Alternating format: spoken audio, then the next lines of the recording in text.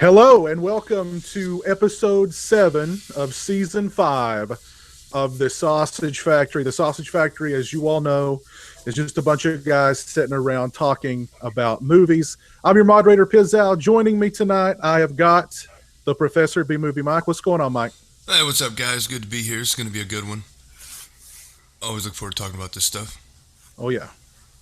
Also joining me tonight's Jay the Stingray. What's going on, Stingray? What is up, guys?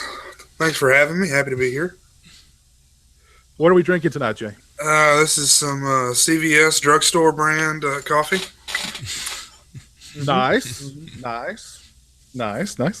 And joining us tonight as well, making his second appearance on the Sausage Factory, the man behind some of your favorite Blu-ray releases from Red Shirt Pictures, Michael Felsher. How's it going, Michael? Oh, it's going good. I'm glad to be back. When did we do the last show? Was it like 5-6 months ago, or something like that? Somewhere around that time, yeah. Oh, okay, yeah, no, but no, I had a good time, and thanks for asking me back. Yeah. Well, you're very, very welcome. Thanks for joining us. That show got a lot of. I know our viewers enjoyed it, and they definitely asked to have you back to do another one of these Blu-ray shows. So we're glad to have you. Well, I must not have fucked up too bad, so that's good. Not too bad. Not when you compare how badly the rest of us do on a show-by-show basis. Very minuscule. Very minuscule. Okay. I do want to mention a couple of things before we get started. Number one, the polls are still open for our Viewer's Choice live commentary 80s action movie edition. I've had several people ask about that. The polls will close next week before next week's show. So get those last minute votes in. I will tell you right now, Cobra is running away with it.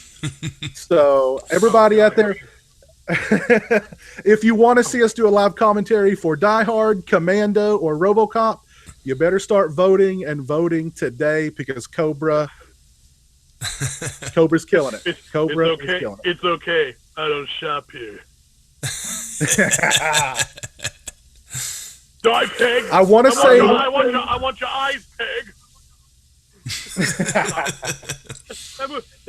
That movie is one of the most mean-spirited, misogynistic pieces of shit. That's why we love it.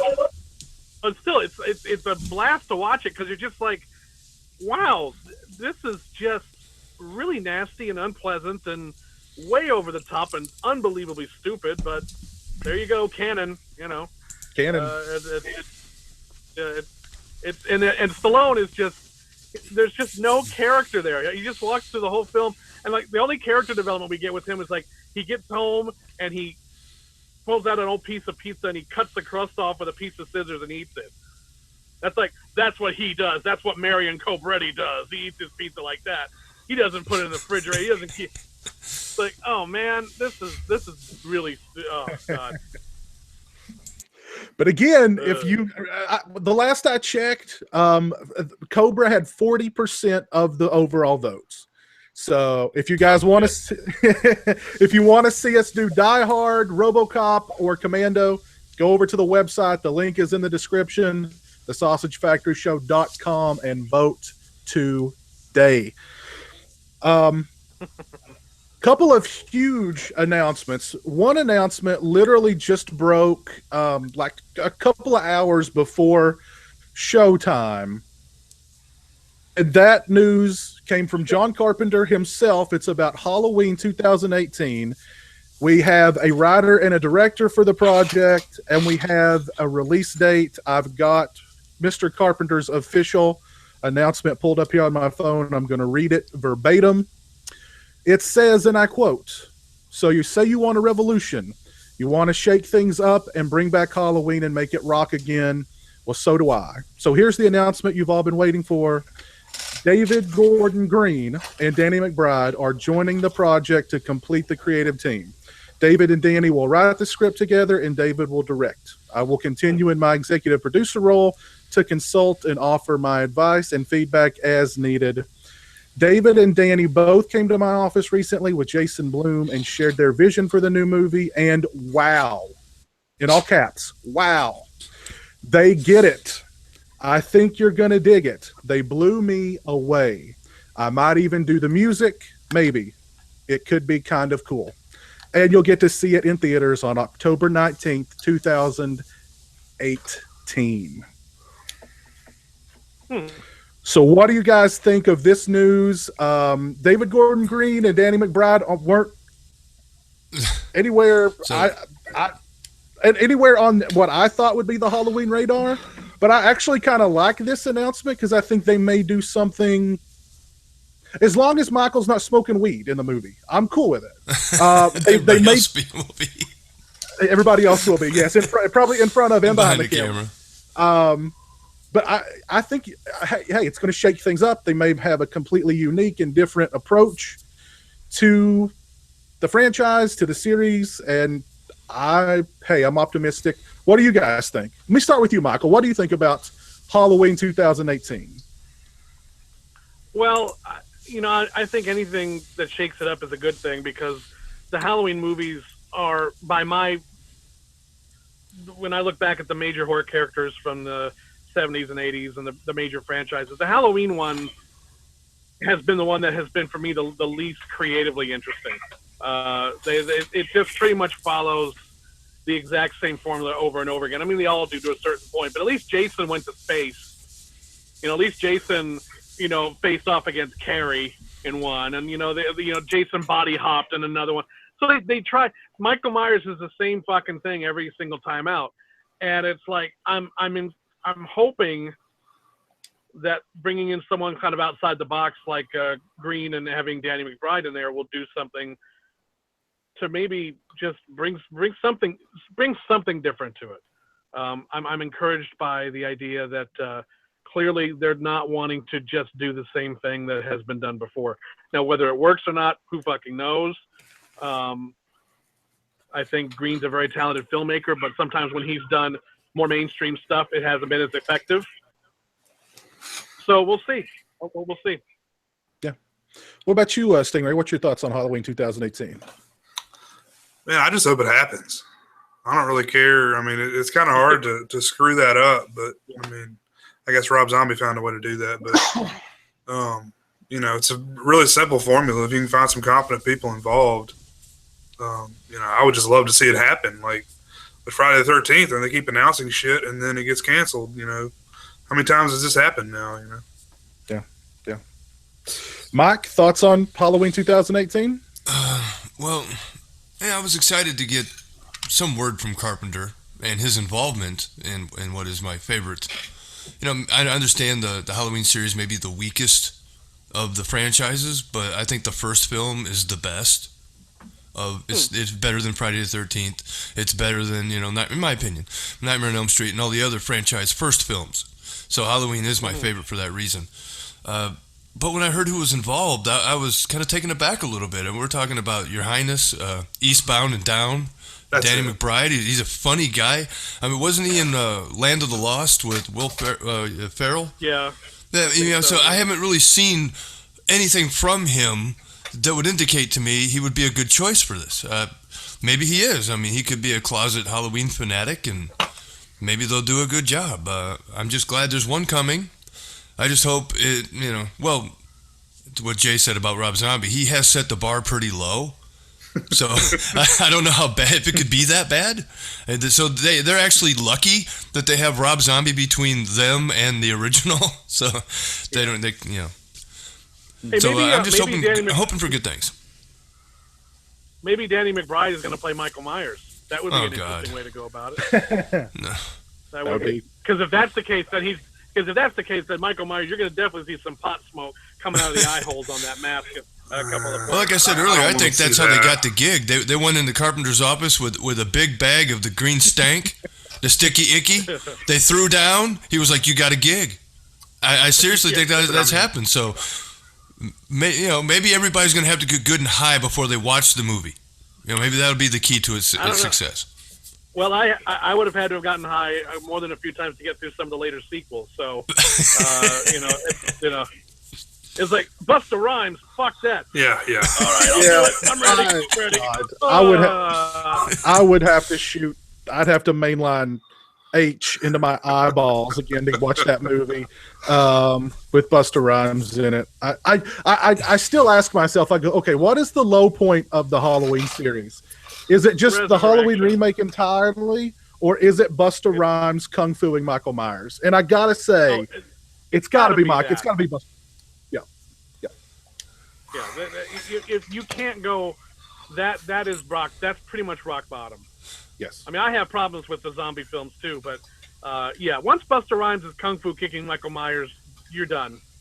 What Zombie did to his family with the backstory and the strippers and the fuck you, I'm eating my breakfast, whatever. I mean, yeah, I would agree with you. The Busta Rhymes one was the worst one until the remake came out. But so they have a lot of room there to work with. Just all agree. Let's just say that they are definitely starting from a place where they're going to have to work very hard to suck to make us go, God damn it! I really wish Busta Rhymes was in this. The only thing that could be worse if Busta Rhymes was in a Rob Zombie Halloween film. I think that would be the ultimate. That's my idea of hell. That's my idea of hell. But like you said, there's no place to go but up. So. I will remain cautiously optimistic. And the other big piece of news really came out yesterday, or was it day before yesterday? I don't recall. And Jay touched on it briefly. Friday the 13th, 2017 is now officially and unequivocally dead. And I never ever expected to see it. We talked about this last year. And I said that, I'll believe it when I see it because Paramount has dropped the ball so many times with this franchise that I saw it coming. So there's no surprise to me. And it probably would have sucked anyway considering their track record. Yeah. Yeah, the thing about this is I know that there's some lawsuits going on right now. And I know that there have been some difficulties back and forth with some of the ownership issues and blah, blah, blah. And then Platinum Dune's getting involved. I mean, God, those guys turn everything to shit with no matter what they touch. Yeah. And it's just, everything. They have not done one good horror movie yet. I mean, nothing even close to good. I mean, it's amazing. Their track record is 100% crap. It's just like, The Hitcher, the Chainsaw remake, the Chainsaw prequel, which of all of them is probably the best, but it's still not very good. The Nightmare on Elm Street remake, the Friday the 13th. I mean, just. Bleh. So the idea that they were still going to be involved in this some way was like, all right, so I'm not optimistic at all. And then I guess for me, it's just funny that why does Paramount suddenly care this much? Why is this such a problem for them? It used to be that these movies were made independently and then were done as negative pickups by Paramount. Paramount has had a long history of being like, we don't want to talk about this. We don't want to acknowledge it. We'll just cash the checks. But now it's like they can't get their act together to get a movie. So I don't know what led to this.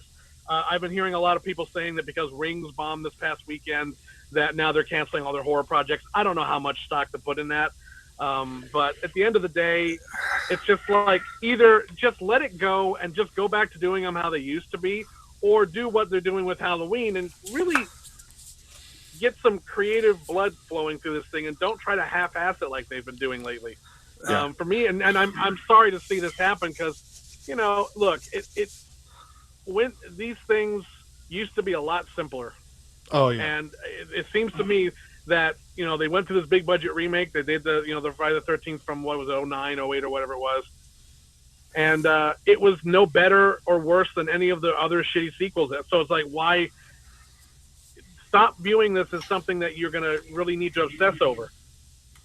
Just make a movie and put it out there and let some new and upcoming genre talent have a whack at this. That's how, it worked very well for the Nightmare movies when they were doing it. Mm-hmm. New Line had a very interesting idea. It's like, well, let's bring in, this director's hot. Maybe he can do something interesting with this. Now, it didn't always work, but, the Friday the 13th movies never really did that to a large degree. And then they just got off track. So I don't know. I'm not surprised this happened either. But someone needs to pull their head out of their ass and figure out what they're doing. Yeah. Well, and keep in mind, I mean, you mentioned it. New Line Cinema, when they hired Rennie Harlan to do Nightmare 4, he was living out of his car. He was homeless. And they're like, hey, shoot this movie for us. You know what I mean? Yeah, they had seen he had done Prison, and he had done a movie called Born American. Yeah. And they looked at that and went, "There's something here." And they were right. They were absolutely right. And then Stephen Hopkins the same way on Part 5, although I don't think Part 5 turned ultimately out to be a good film. Visually, that movie is really fun to look at. Yeah. I mean, it's a very distinctive film. The script's a mess, but it was, directorially speaking, they got someone really talented to do that. The Friday the 13th movies, I mean, every now and then they've gotten some good people to do them, but then other times it was like they would hire someone and they would hamstring them by not giving them the resources to really do a decent movie. And it's like, I don't know. I think that this is a series that needs to be shepherded along a lot smarter. Yeah. Well, I don't want to go through the whole thing, but I actually had a very reliable source who is close to that production tell me exactly why the project died. And it's really three things. One thing, yes, it is because Rings failed, and Paramount thinks that Rings and Friday the 13th are very similar, and because one, which is, I think, a false. That's a false equivalency, because it's like audiences. Rings was right. I mean, it's a horror thing, but it's a different audience. And also, Rings, the last Ring movie was what, 9 years ago? Yeah, 2006. Yeah, long time ago. Well, that was kind of the part of it, because it's been so long since Friday the 13th, 2009. They were afraid that the same thing would happen. Too much of a space. Yeah. But they've never had a clue when it came to these movies anyway, so it doesn't surprise me they would make up some shit like that. You're putting all that stock in a February release. Well, and two, their ownership of the rights end at the end of this year.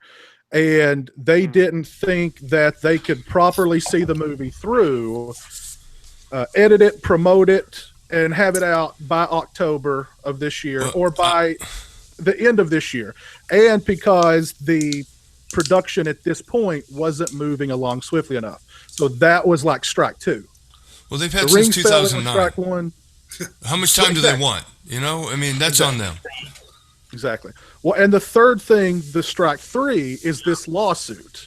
And it's not just about ownership of the series, but ownership of licensing of everything that has Friday the 13th on it and Jason's likeness. Right. So a big part of the release of this movie isn't just the box office. It's the licensing of shirts and collectibles, and that's worth, that could be worth millions. That's what it's really about. It's not the movie. These days, it's not the movie. That's why they have investment in these franchises in the first place, because it's about all the ancillary things. It's about the name. It's about the TM at the end of these things. That's what it's all really about as far as the bean counters are concerned. So if there's any threat to that revenue stream, not surprising the movie. So their alternative is to let their rights expire and gain nothing? Let the rights expire. That's suicide. Well, I mean, I don't know. That's like, the alternative is absolutely nothing. So let's, instead of getting maybe something, let's go for absolutely nothing. Well, from a cost, analysis, they're looking at, okay, we can fight this thing, and it's going to cost this amount of money. How much realistically is a Friday the 13th movie going to bring us? Right. Well, and they don't. And you mentioned, back in the day, they made these things for $5 million, and they made $25 million, and they were happy. Today, they want to make a $25 million movie that's going to make $100 million, and they don't think that the concept of just Jason in the woods is enough to draw in not just us old school fans, but the new generation. So they have to have a gimmick. They're not concerned. They're not concerned about our generation showing up. They're not the least bit concerned about that, because they know we're going to go to anything they put out. They're trying to rope in the 15-year-olds, the 16-year-olds coming out right now. And also, back then when they did those Friday the 13th movies, they didn't give a shit about licensing. Right. They viewed these things as, in theaters, out, hit them on video, be done with it, move on to the next one. Because for them, the movie business, the focus has changed so dramatically that it used to be just the domain of the Star Wars and Star Trek. Now it's anything that has a name value. It's let's universe build. Let's build a TV show. Let's build an online thing. I mean, let's build everything around it. And they got to a point clearly with Friday the 13th where they realized well, we're not going to be able to do that with this, so let's cut our losses and run now. Exactly. That's what I'm thinking is happening. Yeah. So who's going to end up with it? It'll go back to Warner Brothers. And it'd be interesting to see what happens next, who it goes back to, and then maybe there's a way to kind of bring it back to life. I miss Jason. I want to see him. I want to see him back, and I haven't seen him in a very long time. And I did not care for the remake at all, but I thought Derek Mears did a really good job. Mm-hmm. And I would have liked to have seen him do the character again. I'd love to see Kane Hodder do the movie again. But you know what? The thing is, at this point, the only thing I have to look forward to is the game. Yeah. So yeah. On that note, you've played the beta, didn't you, Piz? No, I didn't play the. No, I didn't play the beta. Okay. I watched a lot of other people play the beta. They were supposed to send me beta codes. Okay. Friday the 13th, the game guys. What happened to the beta codes? Maybe that's what I was thinking about. Then you were supposed to get a beta code. Well, they were supposed to send me a bunch to like give out, and it just I guess they forgot. I don't know. I don't want to rake them over the coals, but whatever. Well, it got pretty good. It looked really fun. It looked really fun playing as the counselors hiding from Jason. Oh, that looked like fun. Yeah, I mean that looks like you're going to get more out of it than any movie they could do anyway. Yeah, you can play all the various Jasons, and Hodder's the one who did the mocap for it, and Tom Savini came in to design the kills, and Manfredini's doing the music for it. I mean, come on, that's going to be about as pure a Friday the 13th experience as you're going to ever hope for. So let's hope it's good. I hope it's like Michael was saying about Michael Myers. What more can they do with Jason? He's been a body hopper. He's fought Carrie. He's fought Freddy. He's been to outer space. I mean, they haven't done enough with Michael, but what else can they do with Jason? They pretty much. From what I heard, there were two scripts for the new Friday the 13th. There was the Gustakowski script that explored the backstory with young Jason and Jason's mom. Then there was another script by a guy. I forget his last name, but it was more of a straightforward slasher movie. They went for the Gustakowski backstory script because, again, they want to open up the series to a whole new audience, and because it had shades of Bates Motel, and Bates Motel is a popular series, so they can. So it's going to be Friday the 13th Origins. So they're going to guarantee it's going to suck. Good. Yeah, and for me, it's just like I'm not a big fan of origin stories and going back and exploring what makes our killers tick. Personally, I could give a fuck. They're crazy. So there's your answer. You gotta just maintain some mystery around these characters, or else you're gonna know everything about them and you don't give a shit anymore. It's just like, I mean, there's ways to make that work. I'm not saying you can't do that, but for me, it's just like stories I'm really tired of, and also because we've already seen Jason's origin many times. It's not like we haven't seen what So it's like it's same with Spider-Man. It's just like or Batman. If I see the fucking his parents get shot in slow motion one more fucking time, yep. It's just like at some point, can't we just assume we know enough and then just be done with it? But whatever. Yeah. Agreed. So, and on top of the video game, we've also got a really nice looking fan film called Never Hike Alone. I actually interviewed the director of that film on my channel earlier this week. And look up the Never Hike Alone trailer on YouTube. There's like 3. It looks really good too. So I mean, we've got a fan film at least, and a really good looking video game from Friday the 13th. So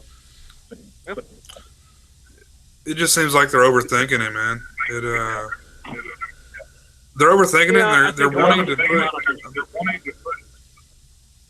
And again, their focus isn't on making a good film. They're getting in their own way.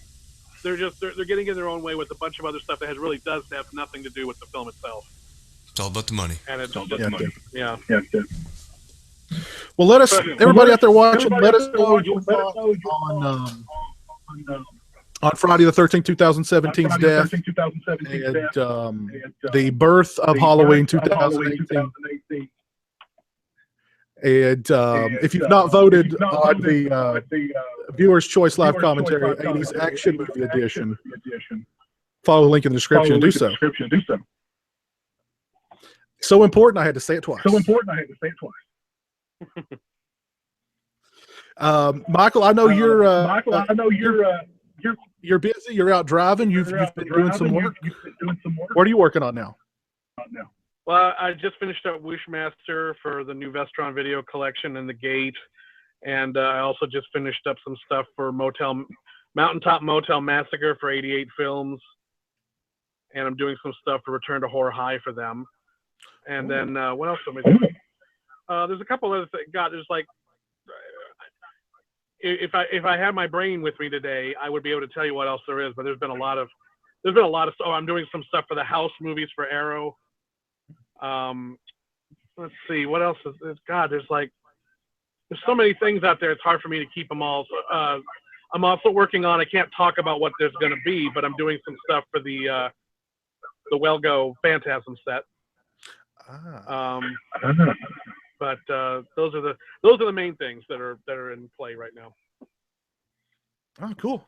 What are you working on for the Return to Horror High? The Return to Horror High. Or I'm sorry, Slaughter High. Slaughter High. Which was it? Return to Horror High. Okay.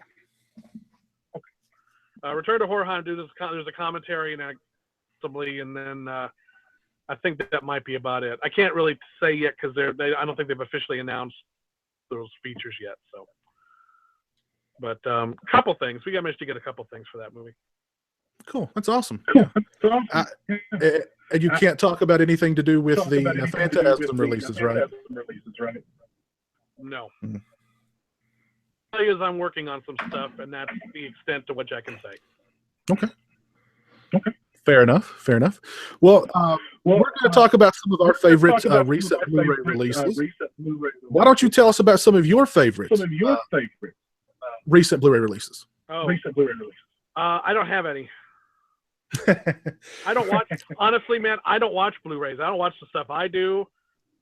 I don't really watch a lot of other people's stuff because I don't really have time. And honestly, after working on this stuff day in and day out, the last thing I want to do is pop in a Blu-ray and watch anything.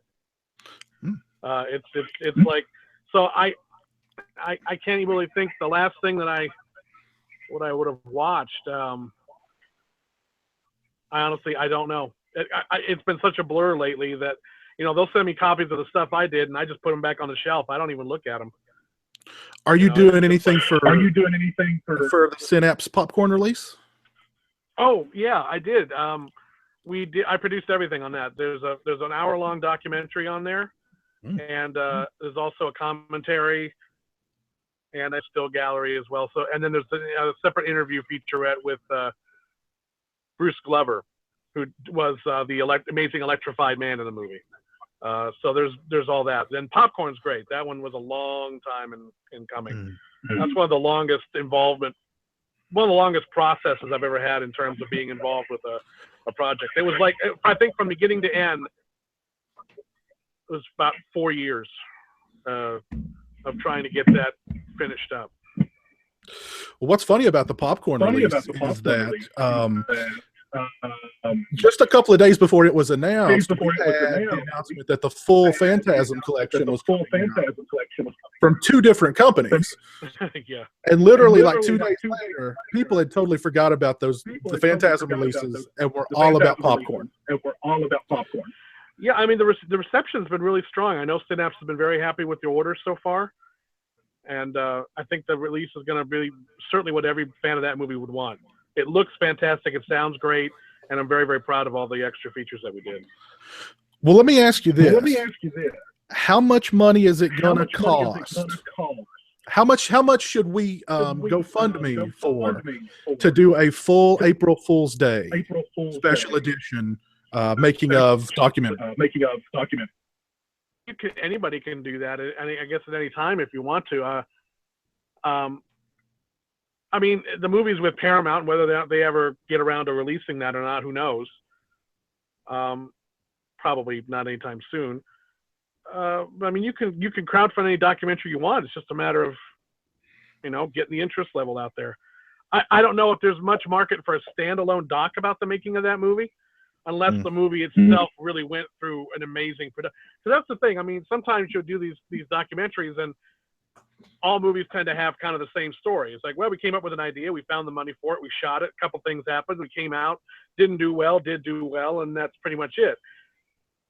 You need to find out if there's really a great narrative in there that could stand by itself, because sometimes they don't, to be honest with you. And you only tend to find that out after you've gone into the process of making it. Yeah. Well, Stingray, Michael, do you have any questions for Michael about any of his recent releases? We'll let him go. Shoot, man, I wish I did. I really haven't. I haven't had a chance to watch any of the new stuff I've actually bought lately. So.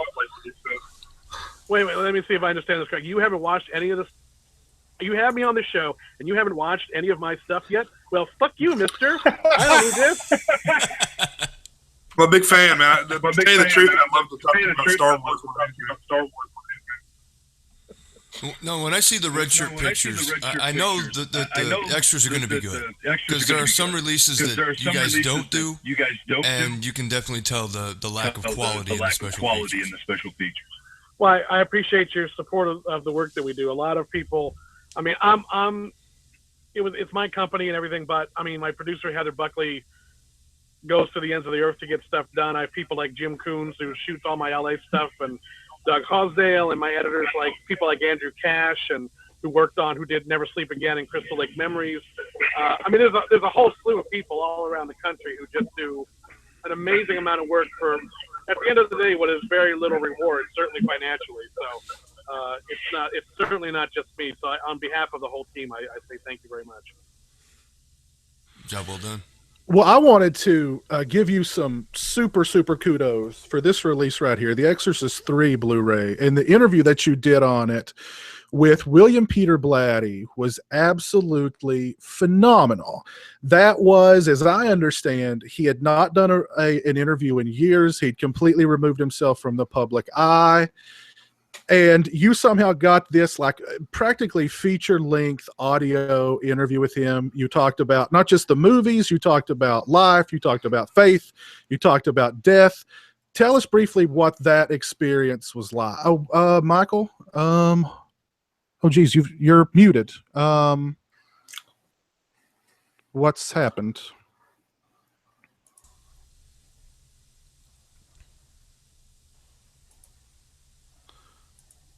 Do you see anything on the screen that's got like a little microphone? I don't know what happened there. You got me? Yeah, we got you now, ma'am. Okay.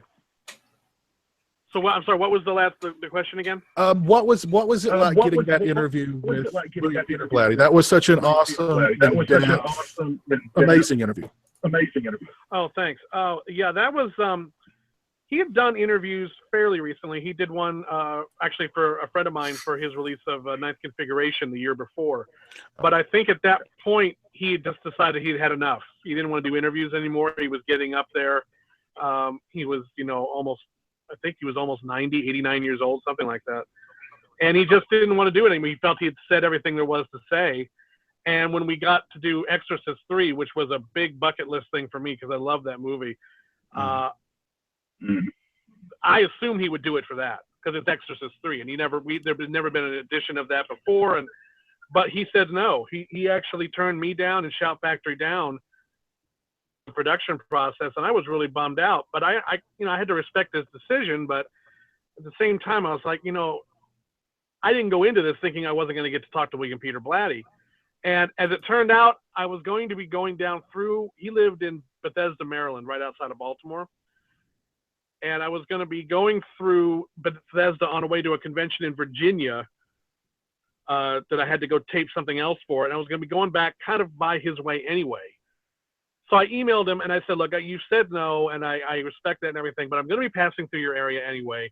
I really wanted to make one last pitch at this because it's the only time The Exorcist 3 is ever going to be shown this kind of love again. It's for the posterity of this release. I think fans really need to hear from you because so many other people from the movie are gone. And it's you. This is your baby. I mean, no one else can speak about Exorcist 3 the way you can speak about this. And I said, how about we just do this? It won't be an audio commentary. We won't have to sit and watch the movie. There will be no lights, no camera. It'll just be you and me in a tape recorder for however long you feel like talking. And I come by your place, we do it, and boom, I'm out. And I sent it off to him thinking I would probably get either no reply or a very quick, no, Michael, thanks, but I'm not going to do this. And he said yes. And this was on a Thursday, and we did the interview Monday morning at his house. And I went by his house and sat with the man for what ended up being almost 2 hours. And it was an amazing conversation to have with him. I mean, it was very casual, and he opened up about some things, and he was very candid about some of his relationships with some of the actors he worked with. And yeah, we got into, talking about faith and religion and the conflicts about belief. And it was really, for me, it was a very special couple hours to spend with the man. And he told me as he was leaving, he said, Michael, this is the last interview I'm ever going to do. And you hear that and you think, well, yeah, okay, whatever. But then, 7 months later, he died. And he didn't seem ill to me at the time. I mean, he certainly seemed 80 plus 9 years old or whatever it was, but he didn't seem like he was on death's door or anything. But maybe he was sensing at the time that he kind of knew things were winding down for him. I don't know. I don't want to read into any behavior I saw. He was very, very pleasant with me. But it was a special couple hours. And then when he passed away, I was just like, wow, to have been able to do that. That was, I feel very blessed to have been able to spend even a little bit of time with him. I mean, I don't want to make it sound like he and I were close buddies or anything. We basically intersected for a couple hours, and that was it. But so yeah, apparently, unless something else happened, I was the last interview that he ever did, which is kind of that's not something I'm like, yeah, I'm the last. If someone else wants to claim that title, fine, you can have it. That's not something I'm proud of. I mean, I think also I may have been the last official interview that Wes Craven ever did, which was the commentary for People Under the Stairs. Those things that worked out that way. It certainly wasn't something like, it's not a title of a badge of honor I have, but yeah, Blatty that really made that really special. I mean, it was special anyway, just because I loved that movie to death. But to be able to sit there in the man's office and talk to him about that movie and all the things that surrounded it was that's one of those special ones that you put in a special little drawer in your brain and just go, I got to do that, Yeah, definitely. What's your favorite edition or favorite version of Exorcist 3?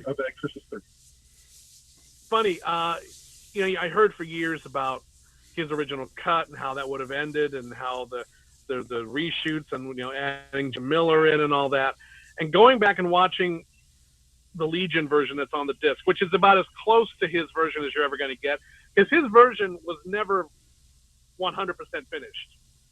It was sort of his first initial cut, and then they kind of went in and did. So it was never going to be a 100% true approximation of what he wanted to do. That having been said, by and large, the theatrical version is better. I think his other version has some advantages in that the pacing's a little bit slower and there's a little bit more time to develop. But I think two things. One, it may not have been his idea, and it's maybe one of the rare times where the studio made the right creative call instead of the director, but putting Jason Miller in there to split the role with Brad Dourif works very, very well. I agree. I think that it's a very, very effective splitting of that role, and Dourif's performance doesn't suffer because of that. Watching the uncut version of where he plays that character all the way through, again, extremely effective, but there's something about seeing Miller in that role and the weariness of his face and the way he delivers the lines and knowing that he is the Father Karras character, and then the shock of having Dourif show up and realizing that this is who's inside him, visually and thematically, it works very, very well. Also, the ending, the exorcism ending is way over the top. It's way too over the top, and it doesn't fit with the movie well at all. But it does provide a climax to the film. It does provide a dramatic finish to the movie. Blatty's version doesn't have that. It just sort of ends. Yeah, it's very And anticlimactic. Yeah, it's almost like I felt like we were gearing up for something, and it just doesn't happen. So I can see again why the studio went, your instincts may have been right, but the end result just doesn't work. So it's one of those weird situations where I was like, I'm glad his version's on there, but at the end of the day, I don't think it worked as well as even though the theatrical version has some serious flaws, and I wish it had been a situation where Blatty had been engaged more to maybe, or left alone to come up with something that would have satisfied his instincts and his storytelling more, and it would have also pleased the studio. I think it was a situation where the studio kind of came in and said, we need a big exorcism at the end of this because we're calling it Exorcist 3. So, but at the end of the day, an exorcism doesn't seem out of place necessarily, but it's just way too much. It's you know, by the time the lightning strikes and the guys start rising up out of the floor, you're like, what the fuck is this? This doesn't fit with the movie that we just saw. So I don't know. I think at the end of the day, I go with the theatrical version. I think it has its advantages outweigh its negatives still more than Blatty's version, which has a lot of things going for it, but the detriments to it are too severe for me. Yeah, I agree. It doesn't. Yeah, I agree. Yeah, but it's great to have both versions on there to compare them, though. I'm glad that they exist side by side now. Yeah, totally. Well, Slippy, I know you're busy. I know you're working on the Wishmaster Vestron collection. You've got a lot of things in the works, so we'll go ahead and let you go so you can get back to work. Is there? I know the one thing that you're working on that you don't want to say is rad, right? No, you know what? Honestly, if I got hired for Rad, I would do Rad in a heartbeat. My only regret with Rad is that Hal Needham, the director's, passed away. I would have loved to have heard his thoughts on doing that movie, but no, Rad. Are you kidding me? We tried to do Rad at Anchor Bay, but we couldn't figure out the rights to that movie. It was one of those ones that was kind of lost in the ether. But I think Sony has it now, or it has had it, or so I don't know. Maybe at some point it could happen. But are you kidding me? I would do Rad in a heartbeat. I don't, I'm not. You can joke about that, but if I found out a way to make that happen, I would do Rad immediately. Well, somebody in the comment section of the video just said that it's the peanut butter solution, right?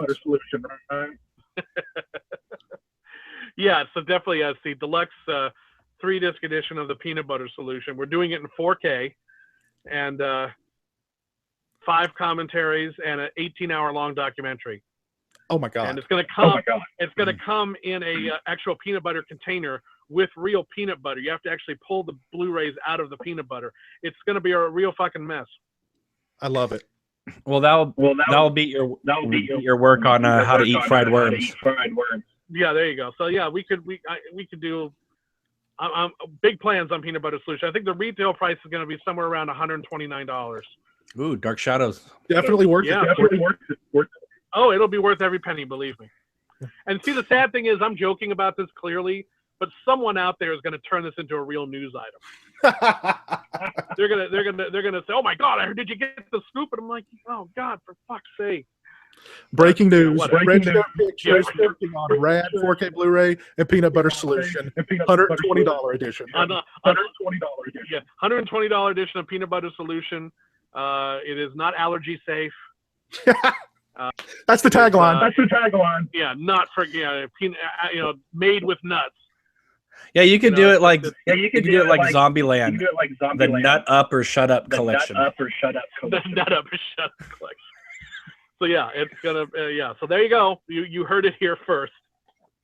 Well, Michael, I know from all of us on the show and probably everybody watching tonight, thank you for all the great work that you do with Red Shirt Pictures on these amazing Blu-ray releases. So thank you.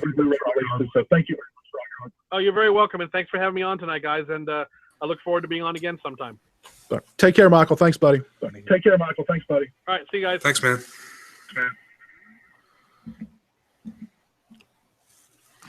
All right. Always good to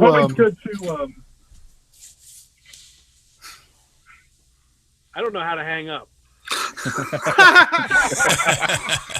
You're trapped. I guess I just gonna have to. You're in the sausage factory.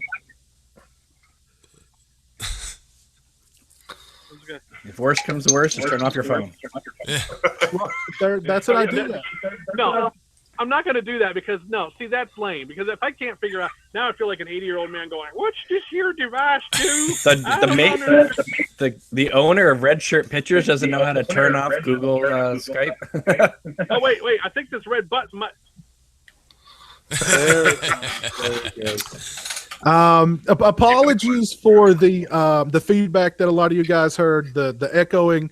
Michael was nice enough to join us on his cell phone. He is, of course, a very, very busy man. He's working on the Wishmaster, that big Vestron Video Collector's Edition set. He's worked on Popcorn. He's got a bunch of stuff in the works that he can't even tell us about. It's so top secret. So, in case you're missing it, he announced he's working on the Booby Hatch from 1976. Yes, he is working on the Booby Hatch. I'm looking forward to that 4K transfer. Oh, that'll be a good one. That'll definitely be a good one. But yeah, he was very gracious enough to take the time out of his schedule to hang out with us, and hopefully you guys didn't mind the echo. It wasn't too much of a big deal. But anywho, why don't we talk about some of our favorite recent Blu-ray releases? Why don't we start, Mike? What are some of your favorite recent Blu-ray releases? I haven't picked up a whole lot recently. My favorite one, I think, is still the Pieces one I picked up last year. That's a good one. That's probably my favorite. I don't know. I haven't really bought a whole lot. I need to catch up. I'm way behind. I love Halloween 3. I love Halloween 2. I love the classic Scream Factory releases. But recently, not a whole lot. I did get Dark Angel. Had some good stuff on it. I enjoyed that movie a lot, so that was a good one. But I haven't picked up a lot of Scream Factory recently. I look at the prices and I'm like, I'll buy the $5 or $6 Blu-ray before I'll pay $20. I'm being kind of cheap. So, well, we're gonna do we raised money for Cole to watch Batman v Superman. We're gonna raise money to buy you the Rogue One Blu-ray. Oh, and then we're gonna do a Rogue One live commentary. What do you think about that? Oh, torture. Did you see that Arrow is releasing a new Pieces Blu-ray? I think it's region B locked, but it is really awesome looking, and it's got some special features that aren't on that one. That what was it? The Grindhouse release. So that'll be. I've got that one pre-ordered. Looking forward to getting that one in. So, what about you, Stingray? Any recent Blu-ray releases you want to discuss? Oh, man. I can count on one hand, I think, the special editions I bought this past year. The Thing. I did buy that Exorcist set you're talking about, but I haven't had a chance to even open The Thing yet. I just wanted to make sure I had it because I'm a huge fan of that film as well. And that one right there. And I got the Halloween box set that you forced me into purchasing the Rob Zombie Halloween films on Blu-ray. Sorry. I had avoided that until then. But, yeah, man, that's about it. I've gotten a few little, single releases, but nothing all that special. Well, you should definitely crack into this one when you get some time. It's really interesting. Like Slippy was saying, like I said in my review of this release, you should definitely, if you're a fan of the theatrical version of Exorcist 3, you should definitely watch the Legion version, the Blatty version, because I think it really, I see what he was trying to do to make a very serious psychological movie. But if you're used to the theatrical version and you watch that version, it's very anticlimactic because it just kind of ends. And but that interview that Slippy did with William Peter Blatty is phenomenal. It's worth the price of admission here alone, I think. So. I will definitely have to check that one out. Yeah. Well, we as fans, what we really want ultimately is choices, right? I mean, we've been hearing about this Legion cut, so we wanted to see it. Now we have both versions on there. It's great. I think it's people complain about all the changes George Lucas has made over the years to Star Wars. It's I don't think people would complain if the original versions were still available. As long as we had choices, then I don't think anyone would complain. That's true. That's all I want. I want the originals on Blu-ray, but as they were. I mean, Blade Runner has, 5 versions on its box set, right? Nobody complains about how many cuts there are because it's got a cut for everybody on there, That's what I wanted to hear Slippy talk about. He's got really strong opinions on that stuff, man. On the Star Wars special editions and stuff. We'll have to save that for next time. Have you guys? I know I showed up a little bit late. Have you guys touched on Halloween yet or anything like that? Yeah, we talked about Okay. we talked about Halloween 2018 with Slippy. Okay. What's your thoughts on Danny McBride and David Gordon Green working on it? They're talented people, and but sometimes their choices are a little bit interesting. But I mean, I know that he was supposed to be doing the Suspiria remake at one point, so maybe that will translate a little bit. But I mean, The Babysitter, Your Highness, The Foot Fist Way, I don't know. I mean, I understand he was started out as a dramatic director, but then he went into comedies, and you watch like Vice Principals and HBO or Eastbound and Down. I mean, they're really good stuff, but again, I'm not complaining. I think it's an interesting choice, but I'm already seeing Blumhouse like really driving it home to the horror fans out there. Like, listen, Mel Brooks produced The Elephant Man and The Fly. You need to give this a chance. And it's like, yeah, well, he produced it. He didn't write and direct it. These guys are writing and directing this Halloween movie. I mean, it can't be any worse than some of the other Halloween movies we've sat through. Yeah, but I mean, is it okay to be a little bit nervous? Sure, because we've been burned so many times. Why not? I mean, why is it like some horrible thing for horror fans to not dismiss it, but just be like, well, that's an interesting choice. Yeah. That's my take on it right now. Is I think it's an interesting choice, and they may do something very different and unique. And I think Halloween needs something a little different and unique. And I would have the same reaction if they'd have said Tim Burton was directing it and Johnny Depp was going to be Michael Myers. You know what I mean? It would have been like, what? I wouldn't want that at all. But but it seems like a strange fit like that. I mean, Your Highness, Eastbound and Down. I mean, Danny McBride's a funny comedian guy, but I don't see him being serious. What are they going to do? Hand it over to Seth Rogen? Was he the other choice? I mean, well, Danny McBride's in the new Alien movie as well, so I don't know. Maybe he's practicing. I'm not saying he can't do it. I'm just saying it's weird to me. It's weird. It's oil and water kind of thing. You don't expect that. That's like what? Yeah, that's kind of what I said at the beginning of the show. Like, they were nowhere on like the Halloween radar of like people who I thought would be writing and directing the next Halloween movie. But, again, it's different. It's unique. I mean, they could totally, more power to them. Godspeed. I hope they do it. Like Stingray said, we've been burnt and burnt and burnt and burnt. I mean, we got the news that Friday the 13th, 2017 is now dead. So we just got burnt. And then, so here's what happens. We get burnt on Wednesday, and now we've got some hope on Thursday, and we just have to cling to whatever little hope we get. Yeah, I don't want it to suck. I want it to be good. Yeah. Well, Piz, I mean, you saying burnt over over again. It makes me think. Well, that's the one movie they've never remade in this remake. They've never remade Burnt Offerings, or The Burning, or The Burning. Yeah, I'd be there definitely for The Burning. I'm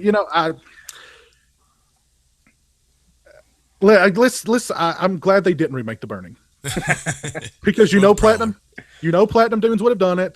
Mm-hmm. It would have been horrible. So, and I just have to say, Piz, your video that you did yesterday about the Friday the 13th, that laid it out in such an honest way that I shared it with so many people, and they were like, "Thank God, some real honesty about what's going on," because every trade was saying something different or trying to cover their ass by.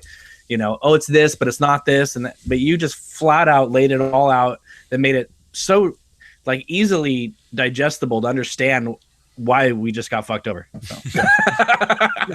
And at the end of the day, ultimately, like Slipcase, like Michael said earlier in the show, it's all about money. Yep. And it's all about, they want the safest, soundest investment that's going to return them the biggest profit. And if they have, if the licensing rights aren't 100% there, they're done. If they can't guarantee it's going to be up by the end of the year, they're done. You know, yes, they will look at a movie like Rings and compare it to a movie like Friday the 13th and go, it's been too long. People forget. Screw it. We're done with it. We had all these years. We blew it. We're done.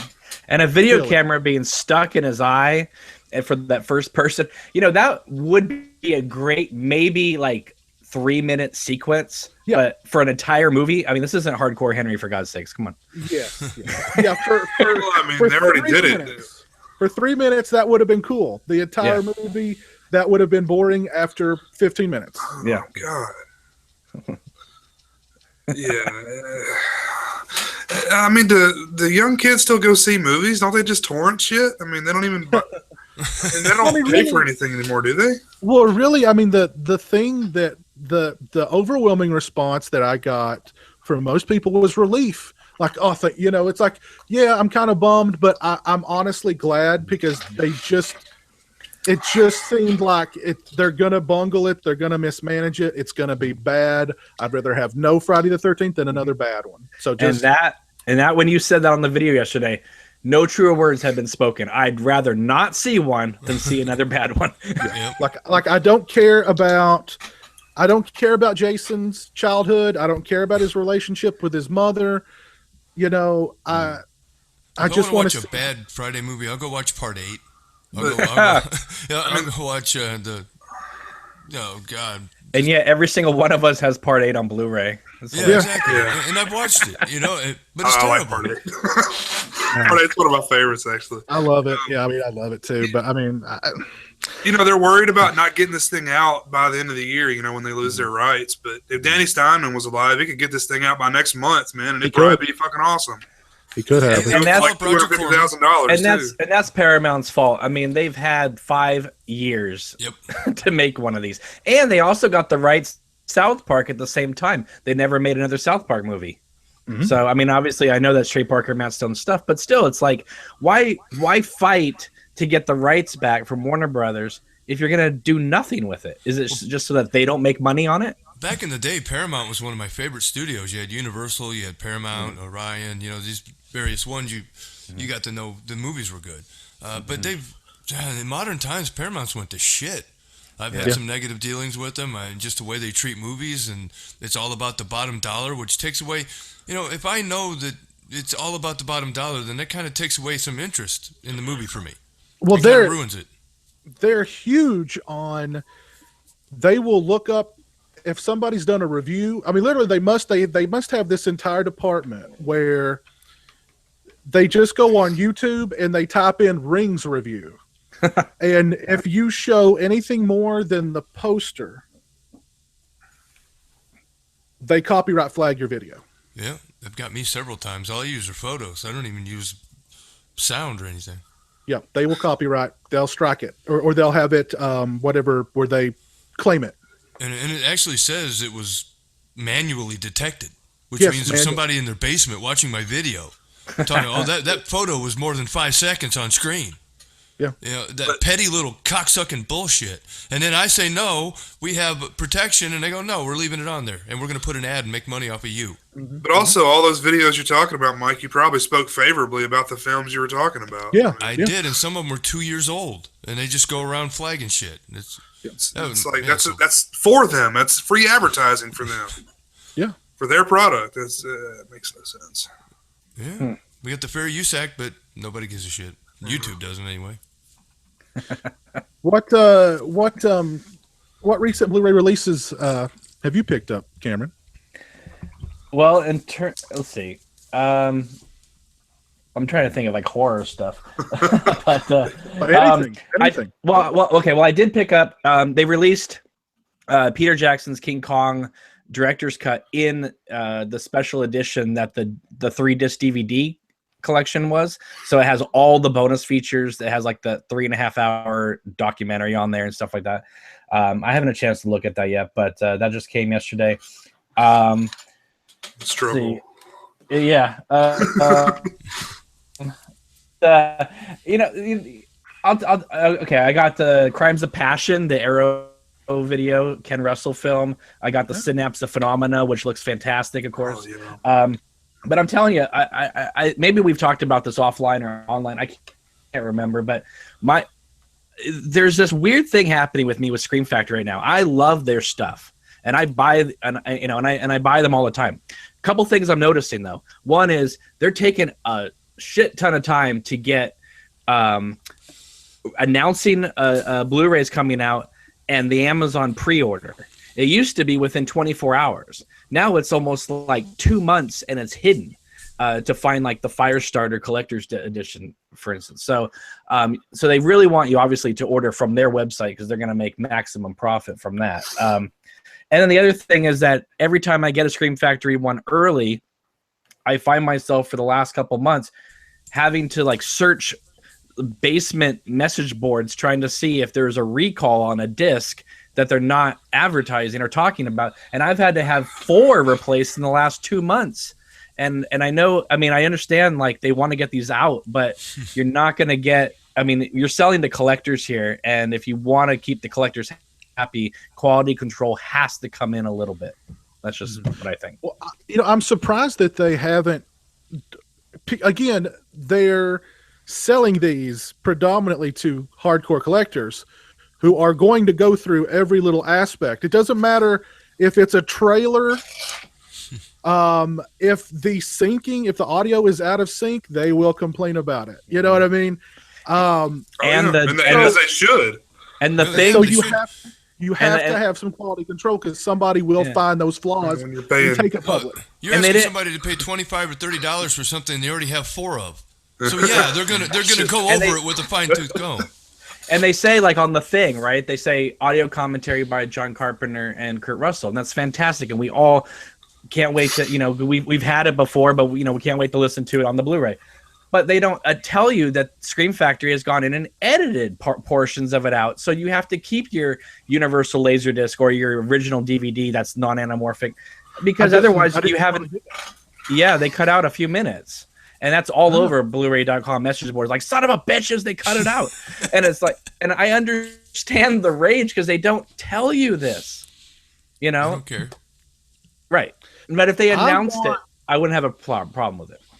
I want, and some studios do this. Arrow does this, but not a lot of the other ones, or some distributors like Arrow do this. But a lot of the other ones don't. They won't tell you what is a new special feature versus an old special feature that's been on other releases. I want to know, you know what I mean? They need to be upfront about that. I want to, because again, we're buying this thing 3 or 4 times. And now I will give Scream Factory kudos for one thing. You guys might remember this. A couple of years ago, they posted on Facebook a little feeler. How would you guys feel about us re-releasing our collector's edition releases in steelbooks? Mm-hmm. And everybody said, no, screw you. And they did it. Right. They did it. They at least listened. I also want to say that, not the Region 1 version of the Scarlet Box, the Hellraiser set, and something that I never realized because I didn't plow through the whole thing, is that the unrated version of Hellraiser 3, when it cuts to the unrated footage, which is, peppered throughout the film, it goes to 1:3:3 aspect ratio from the VHS. Really? Yeah. So you get this crystal clear Blu-ray image, 1:8:5, all of a sudden 1:3:3 VHS Paramount quality. So they did they not do that on the Region B release? It must be the same. I mean, if that's what they did, but good Lord, that's horrible. And apparently, and I've not heard this, but apparently a friend of mine said that the director, Anthony, what's his name?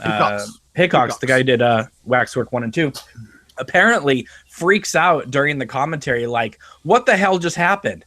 That's not the correct aspect ratio. You need to fix this. And they never went back and fixed it. But it's on the commentary, apparently. Oh, shit, I gotta hear that. That's awesome. I'm glad I recently bought this then, because Arrow posted on their on social media that these things are about gone. Shit. And I have to say, thank you, Ebates, because I got a surprise Ebates check in the mail that cut about half of this baby off. So what was that, about $400? It was about 80. No, okay.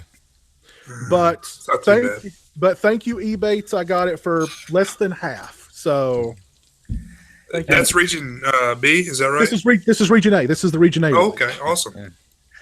And what do you guys think of the big war going on between Arrow and Welgo USA with Phantasm? That's really fascinating to me. Like, who's got the better special features?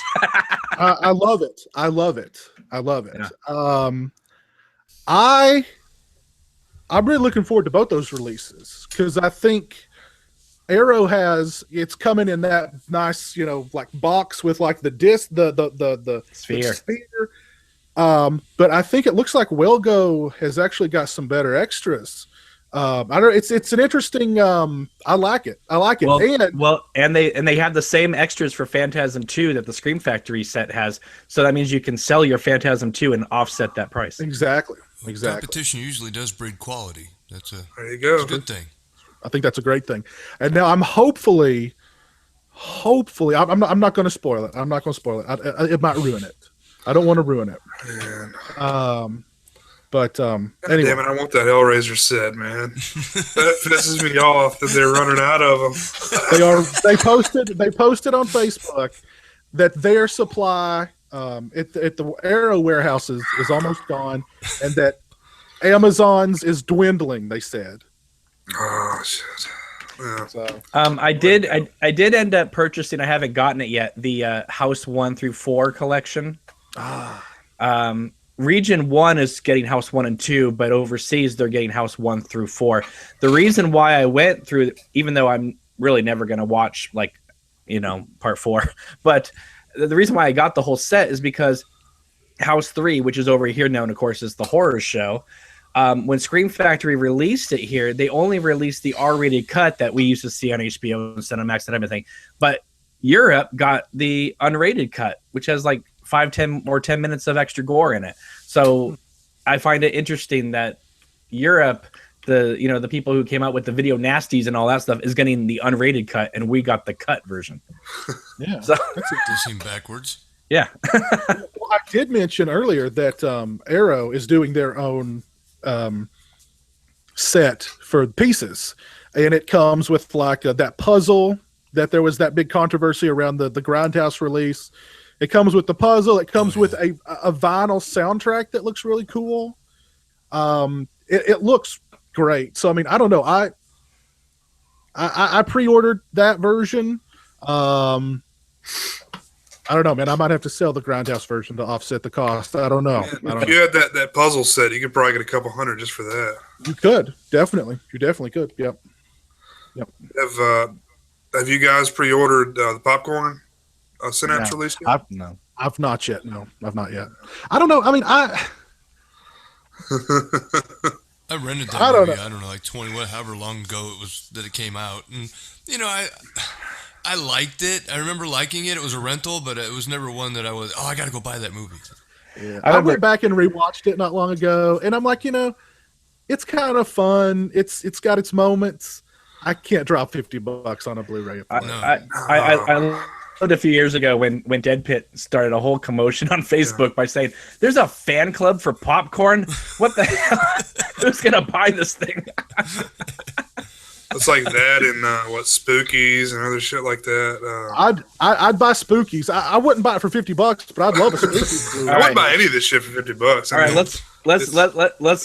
let's get in trouble.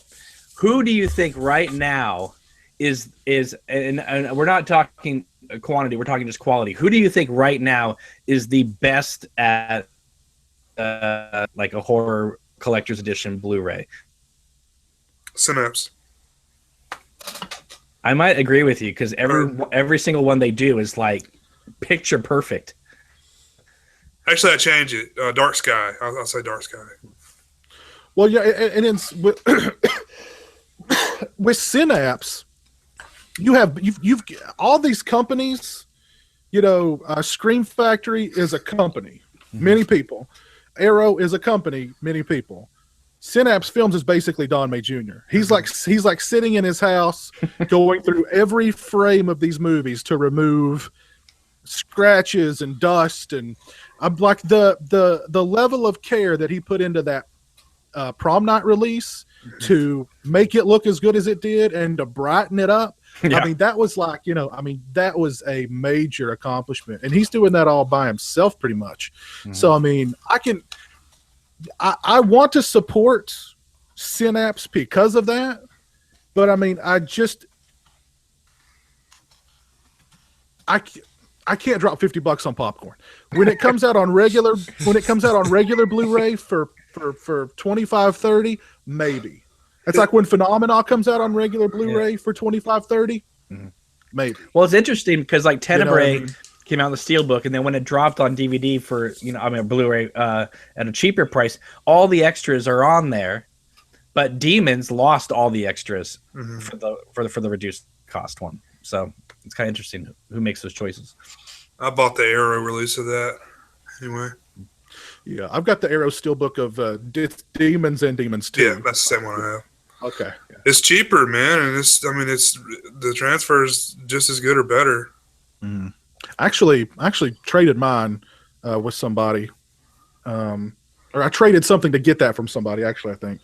But I don't remember what it was. I mean, I love their stuff. I just can't afford it, man. It's just too high for me. And with popcorn, I think if it had gotten just a shitty regular, transfer, 5-10 years ago, I don't think anybody would really care anymore about it. It's just that it's not even out on. Has it even gotten a DVD release? I think it got a DVD release, but maybe it was like a really crappy one. I think it's way out of print, right? So it's way just out of print. like a high demand title for a lot So, Yeah, we want what we don't have, exactly. And then we get Nightbreed director's cut, and no one gives a shit anymore. Well, I give a shit, but I don't want to pay $100 for it. Well, let me tell you something about the Nightbreed thing. I mean, I know we talked about this thing to death, but the thing I think that pissed off a lot of people I know the most was not the whole box, sending out the two disc ones to the wrong people, that type of thing. It was the fact that people, and then the day we got it, it dropped on Netflix. And it was just kind of like, what the hell? Like, I paid all this money for the privilege of seeing this director's cut, and they see it the same day on Netflix? So. Well, yeah, that's true. They got to understand that your basic movie fan isn't a millionaire. We can't afford to go out and buy every single edition of everything, especially when the price is outrageous. So when they put that $50, $80 price tag on something, they have to know that they're alienating themselves from some of the people that would buy it. So it's almost a question of, would you rather sell 5 at $20 or, 2 at $60? Yeah. Yeah. In the end, you're going to end up making more money if you lower the price because more people will buy it. Yeah. Well, I can kind of understand why Synapse does it, because it's a one-man show, because they have to compete, because that release is probably their only release for this entire quarter. So they've got to make a profit. But I'm just like, I don't know. It's hard to pull the trigger on, even though I love Phenomena. You know what I mean? I couldn't get it for $50. You know what I mean? I love Synapse too, and what you just described is the struggle of, the businessman. You can't compete with mass production when you're a one-man operation. So therefore, your individual items are going to be more expensive than the guy that's got a factory. And the small businesses really suffer because of that. Usually the product is better, but people can't afford it. So they go to the Walmart areas of companies. Where they're able to undercut everybody, all along the way. Everything they get is cheaper. All their product is cheaper. In fact, I had an ex, tell you some behind the scenes stuff. I had an ex that actually was a manager at Walmart, and she had people going out to the neighboring stores, getting the prices. And then what Walmart would do was undercut it so much until they drove those businesses gone, and then they'd re-up the prices back. Yep. As much as you hate that, it's capitalism at its finest, right? Yeah. I mean, They it can is what afford it it. is. I mean, You know, and you know what? I don't know if you guys have Dollar General stores in your all's neck of the woods, but Dollar General store is doing that to Walmart right now. There's a dollar. I could throw a rock in either direction and hit a Dollar General store. They are everywhere. Well, in a way, it's kind of good because people have access. People that don't have a lot of money have access to things. Whereas if you have money, you don't have to shop at Dollar General. You know, you don't have to shop at Walmart. There are still boutique shops you can go to if you can afford it. They're just harder to find. True. Have any of you guys seen these Japanese exclusive Evil Dead releases? no. Nope. Look them up. The last I did a video on it. It should be out soon. The last thing on God's earth I need is another Evil Dead release. But this Evil Dead release looks freaking awesome. They're doing one for the Evil Dead and for the Evil Dead remake. And they both come, seriously, look it up, Google it. Japanese exclusive Evil Dead releases. They look awesome. They look awesome, but they're Japanese exclusive. And I'm like in the video, I'm like cursing at Anchor Bay. I'm going, you've released 1 million different editions and you didn't think to do this, you idiots. You know what I mean? Yeah. And get your wallet. And from what I understand, stay away from the new Japanese film Ring versus Grudge. Apparently, they don't even fight. So. Yeah, that's on Shudder right now. I haven't watched it yet, but you like Shudder, don't you, Stingray? yeah, I mean, I got to work watching it. I mean, it's $5 a month, and there's a lot of really cool stuff on there. I was telling Mike, all the seasons of Tales from the Dark Side are on there. So if you wanted to just say get 1 month and watch all the seasons, remastered. I've got the DVD set. Yeah, I do too. It's Unfortunately, it's not the highest quality. It's good to see it, but not the highest quality.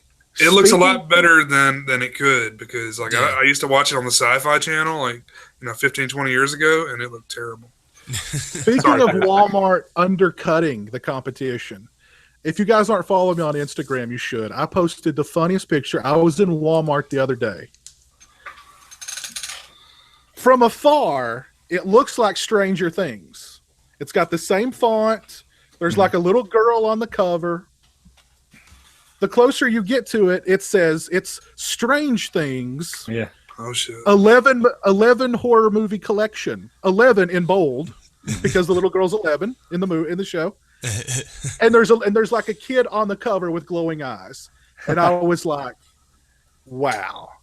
I just stood in the store and laughed like an idiot. I'm sure people walking by me were like, what is wrong with that guy? But I was cracking up. It was so funny. Well, Best Buy, they did a thing where because the 50 Shades Darker is coming out, they took all their romantic comedy dramas and made a new slipcover with the same font as 50 Shades Darker and made every film look like that. It's kind of like when Twilight came out and they made Near Dark look like Twilight on their cover. Remember that one?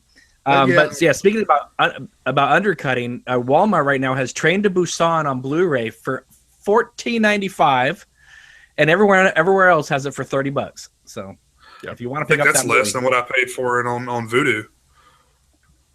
Damn. That's I don't know how well you guys can see this, but that is it.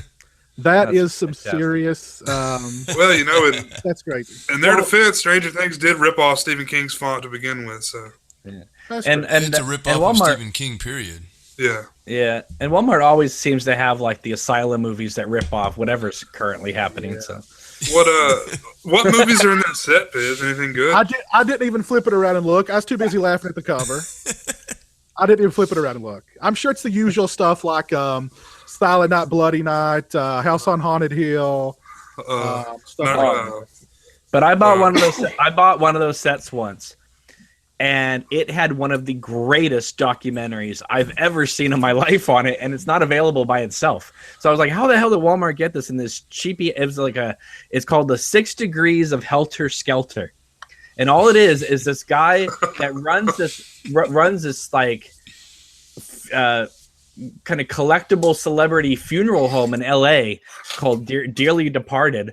And he basically just walks you around the crime scenes and shows like exclusive videos of like inside the house and stuff, and just tells you this whole like epic story of who was there and how were they connected and how Charlie Manson knew them, like, 2 years before and stuff like that. It's absolutely fascinating, and it's only available in one of those Walmart cheapie sets. Man, I love some of those sets, even though they're equivalent to 3 pounds of shit. Occasionally you find a diamond in there. Like you said, you can't find anywhere else. So those are hit or miss, but they're interesting. That's where I got Ginger Dead Man 3. So. Nice. Let me show you guys some of my favorite recent Blu-ray releases.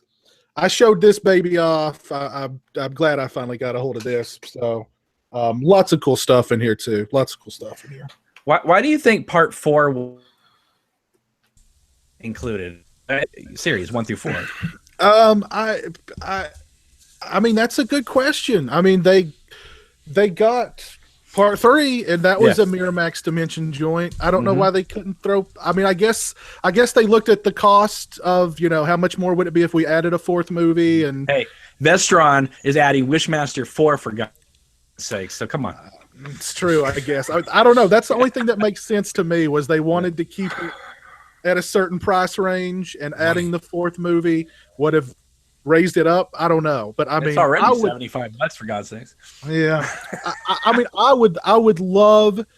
I want to see a Hellraiser 4 making of with Kevin Yeager. I want to sit through a commentary with the Pete Atkins, the writer. Yeah, he wants to do it. Yeah, I'd love it. I'd love to sit through. Here's the commentary: Pete Atkins, Kevin Yeager, and Joe Chappelle. So this is the new Kickstarter Sausage Factory retrospective documentary, Never Sleep Again style for Hellraiser 4. Hellraiser 4. All about Hellraiser 4, baby. Which one is 4? Shit, I fell off after 3. That's Pinhead in Space. Well, it's the 3 stories. It's the prequel, the sequel, and the epilogue. What is it? Yeah, Blood ties? Bloodline. Yeah. I stopped after 3 too. Man, I mean, I did see that one in the theater, but I didn't really like it very much. I love Bloodline. I love it. I love Bloodline. I can't help it. Let's see. I talked about Hellraiser. Talked about Exorcist 2 or Exorcist 3. I mean, this is a great release. John Borman's director's cut finally approved. There you go. This is a release I absolutely love. The Mutilator Arrow release. Oh, this was such a good release. They did this movie justice and then some with this release. Love this thing. Love it. And the Fright Night documentary was great. If you're a fan of the Fright Night movies or Fright Night 1 and 2, does it go into 2? Yeah. Oh, yeah. Okay. Yep. They talked to Tommy Lee Wallace. They talked to Julie, or oh god, what's her name?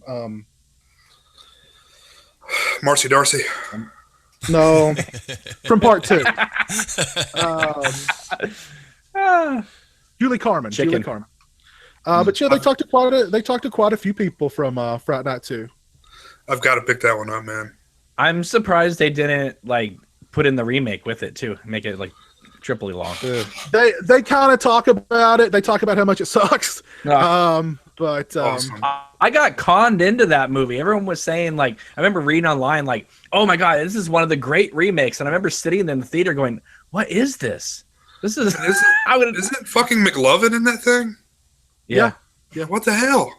He plays Evil Ed, for God's sake. Yeah. Evil Ed with a lisp. Yeah, I don't know what they were thinking with that one. I've not even lowered myself to watch the Fright Night 2. No, I'm not even. Don't do it. I borrowed the first one off somebody, and they didn't even want it back. Whoa. You know what I mean? That was just kind of like, I still have your. No, never mind. That's okay. You can hold on to it, but I don't want it. You can have it back. No, that's okay. I don't need it. One that I wanted to mention that I didn't pull off the shelf was the Vestron Waxwork 2 release. I really like that one. Yeah, that was a great release. I'd love to have that one. Well, we were talking about great video companies. I think they're really making a name for themselves, Vestron. Mm-hmm. Yeah, I remember well, somebody. them from back in the day. I mean, way back in the day. Well, you know what I mean. I'm talking about the Blu-ray releases. I mean, whoever would think about doing a Wishmaster box set. I mean, but when they released it was like, oh, the heavens! I don't know. I was so excited. I was glad they brought Vestron back. I was just kind of disappointed they didn't go with the original intro. Ah, yeah, that would have been cool. Because I love that intro. I mean, but the thing is, though, Scream Factory has like the MGM stuff and a few other places here and there, but Vestron has all of Lionsgate and what's the God? What was the Artisan? They've all Artisans. Oh, yeah. Right? So they have quite a bit of titles they can pick from. They've got a big library. They've to rob us. They've been doing some big releases. They did Parent recently. They did Lair of the White Worm. Lair of the White Worm. Return of the Living Dead 3. They've got The Gate coming out. They've got they've got the Wishmaster set, of course, coming out. So they're making a big name for themselves. Artisan. I think Artisan did the Warlock movies. You guys remember those? Those will probably be coming out soon too. Julian Sands. Mm-hmm. Yeah. Yep. I bet those will be coming out very soon as well. I bet you name it. Wow. So I'm pretty excited for what they have. Well Go USA's come out of nowhere and made a pretty big name for themselves. So I mean, we've got a lot of good companies that are just sort of directed at us. You know what I mean? Vinegar Syndrome, Scorpion Releasing, Severin, Code Red. I'm kidding. But it's great that we have all these companies pumping physical product at us, but I think we see the effect of the digital download because the individual price is going up. And $50. How soon before $50 becomes the norm for a Blu-ray release? Well, now the Vestron, the Vestron releases aren't cheap.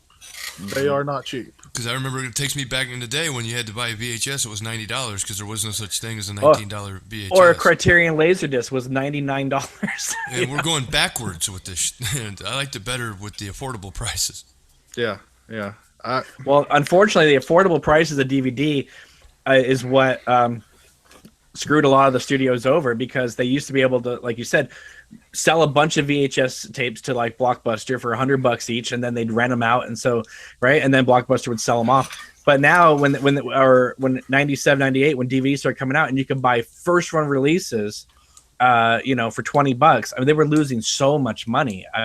I'm surprised that it even lasted this long, but I mean, it built up. I mean, every single person that you probably know has a pretty decent DVD collection. Yeah, if not huge, pretty big than what we used to grow up going to our friend's house. And, we were the only ones that collected VHS or had the capabilities of copying VHS tapes. Yeah. But now everyone is just like overflowing. That's why every Goodwill is just like completely covered in used DVDs. Well, it's full of the shit you could buy at Walmart, though. It's not like... What I think is funny is you can go to Walmart and buy a Blu-ray player for like $50, but the old VHS DVD combo's $200 and something bucks. What the? What? Yeah. You know what I mean? Yeah. The whole phenomenon of having a home movie collection is something that came about in my lifetime. Just because we got Beta when I was 14, and before that, nobody had movies at their house. You just turned on TV, and whatever was on TV was what you watched. Well, I remember looking through catalogs. And a VHS was $90. I mean, I've got a ex rental of the movie Psycho Cop back there.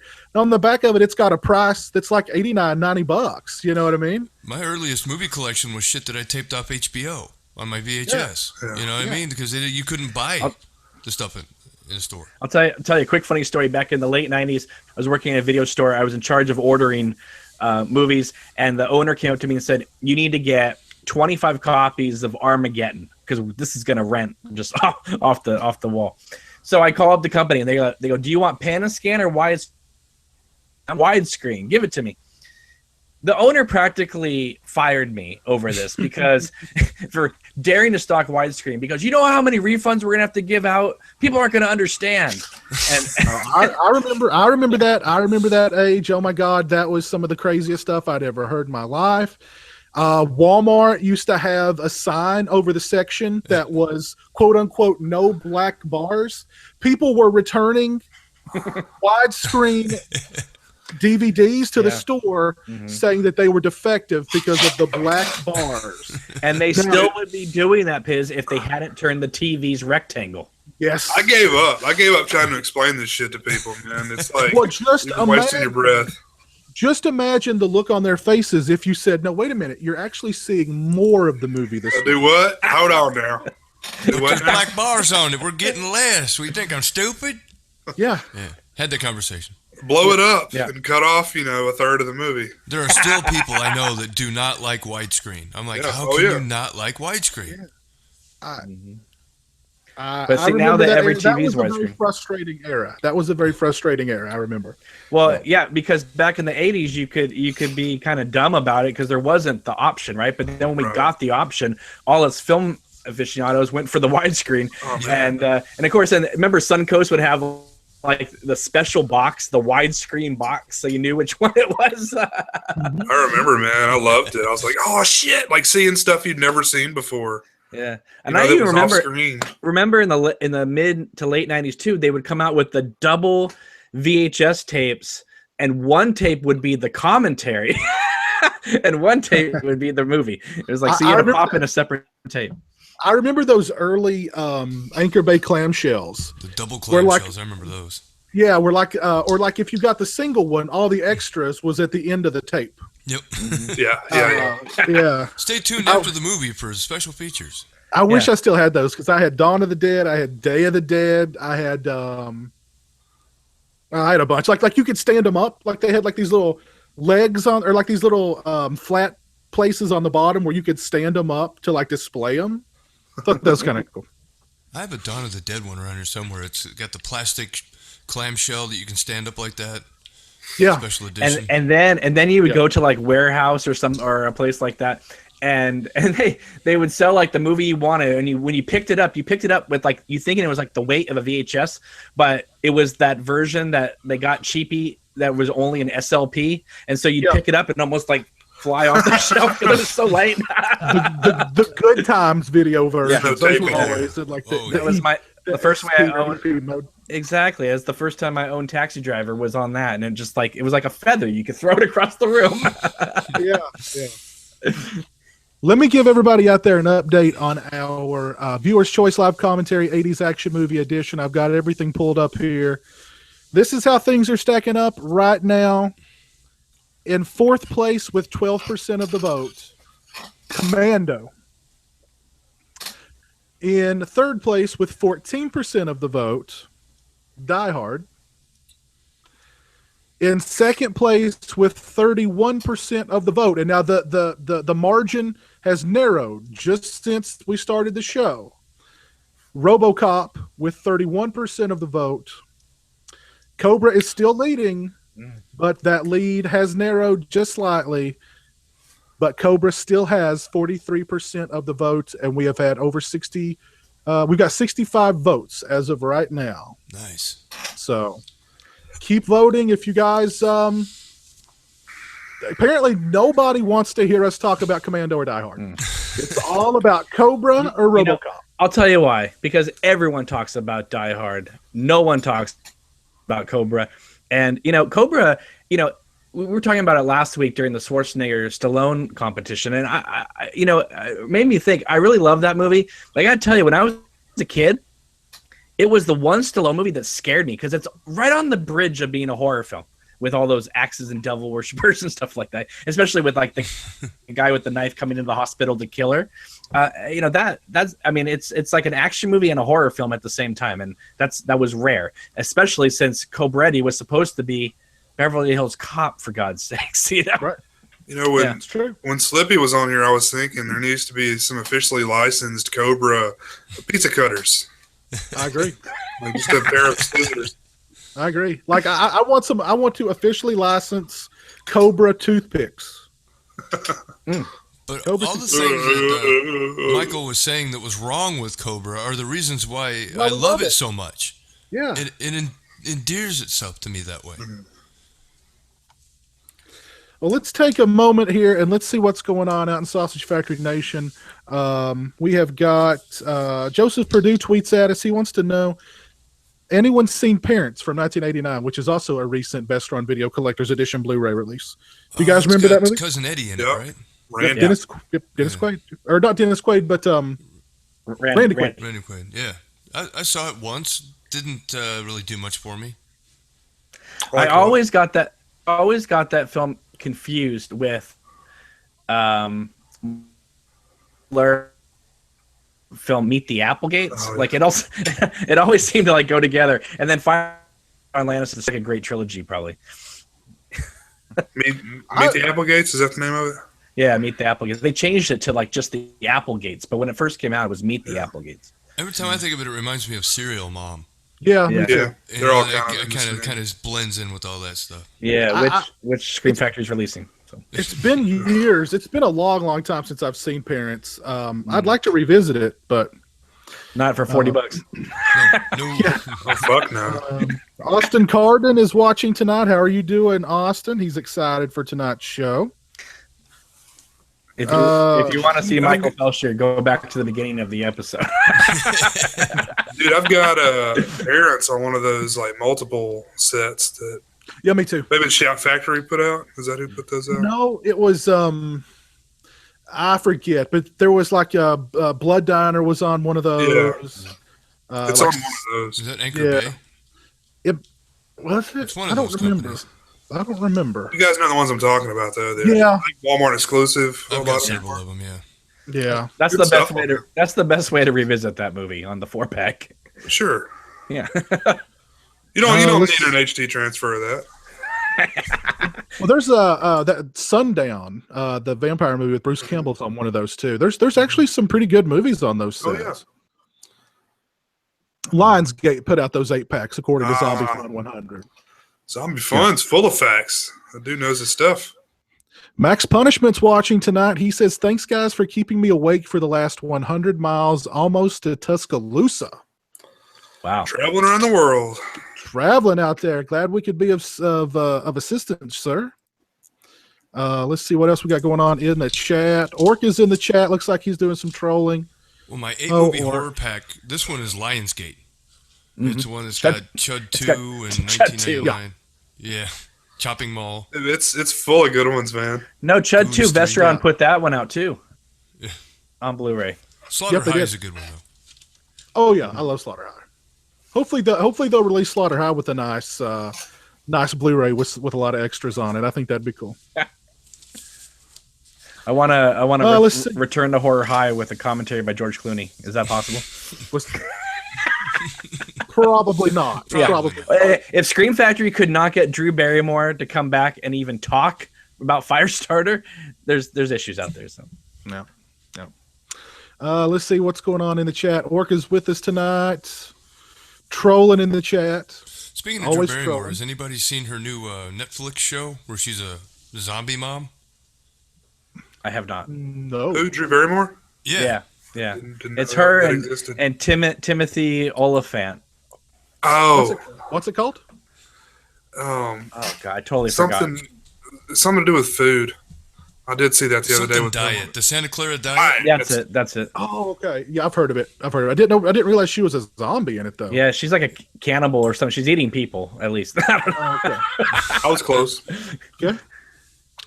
Let's see the 90s guys watching with us tonight. How are you doing, buddy? He says he's going to Days of the Dead convention in June. Nice. I'll have fun. Oh, sweet. Where's that? New Jersey? I think that one is in Jersey. I think so. Huh? Good luck, have fun. New Jersey. I haven't been to a convention in like 6 years. I'm so sad. I miss it. But it's not the way it used to be, so I don't miss it that much. No, I miss it, and then I think about the money I would spend, and then I don't miss it anymore. Texas Frightmare is stacked this year, dude, and I just can't. I can't do it. Really? So many people going. Like all the Stranger Things people are going. They're doing a That's the new Walking Dead. Watch Yep. it. Tim Curry and the whole what was that? Oh thing? shit. Rocky Horror. I think they're doing a whole Rocky Horror deal. Oh wow. Oh, in Texas? Jesus. Yeah. Didn't see that one coming. Yeah, I did see that one coming. And Tim Curry's like not in the best of health, I don't think. So No. No, he's not. No, I'd love to meet him. I'm. Think how much he charges for an autograph. He'd be worth it. He'd be worth it. I am excited for Mad Monster Party this year in South Carolina for one reason. Phil Anselmo is going to be there. oh, dude, that's Is he great. going to be performing with Bill Moseley? I don't think so. They're both going to be there, so I mean, you never know. That would be Oh, Bill interesting. Mosley's gonna be there. Oh shit! Stop You the ever heard presses. you ever heard their I tunes? They got a band going. Well, then they might indeed perform together. That would be interesting. That would be interesting. I was on the fence about going, and my girlfriend was like scrolling on Facebook one night, and she was like, "The Pantera guy is going to be at Mad Monster Party." And I was like, "We're going."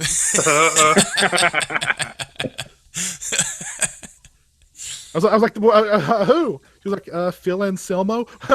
You know, I was like giddy. Yeah. So, That's awesome. let's. SYD's watching with us tonight. How are you doing, buddy? He says, "I wonder what Rambo Wrath for Life would have to say in response to Michael's assessment of Cobra." LOL. He probably would have just left. He probably would have just been like, "I'm out." He'd been like, "I've bought my last Red Shirt Pictures Blu-ray." Well, I'm pretty sure he would have known that we all, loved the film, and that was just one person's opinion. I don't think he was saying anything necessarily mean about it. I think he understands that that's part of the movie's appeal, is that it is very mean-spirited and it is kind of. He was just bluntly pointing out what would normally be considered its flaws by the average person. Yes. I understand. Yes, very much. Yes, good assessment there, Mike. That's why it stands out so much because of its But that's why we like it. flaws. I wouldn't call it flaws. but- Listen, no other movie in the 80s that I can think of has someone like Stallone in the back of a truck with an Uzi blowing away motorcyclists. It's true. That's true. Well, and again, Sausage Factory Nation wants to watch and hear us talk about it because it is winning our Viewers' Choice Live Commentary 80s Action Movie Edition. So, Did Cobra do well? Because I'm trying to figure out why there wasn't a Cobra 2. I don't think it did well. Okay, that explains I it. don't think it did well. And I heard that got severely edited, that it was like really, really violent. And then the Cosmodos had to like pull it back because apparently, if you read the movie censorship thing or website, I think it goes into like all these cuts they had to make. So we need to restore that film. Yeah, I Well, agree. you have a gang of people running around with axes and shit. I imagine the gore factor would have been pretty high. And that's the film we wanted to see, too. You Yes. assholes. Yeah. Mike, would you pay $50 for a Cobra Director's Cut Blu-ray? I have Cobra on Blu-ray, so it better be some serious shit. I mean, if I can watch the movie with Sylvester Stallone, maybe. That would be interesting. Now that I'd pay $50 for. Now, if I could watch the movie with Frank Stallone, I'd pay $1,000. $1,000 for that experience. That'd be amazing.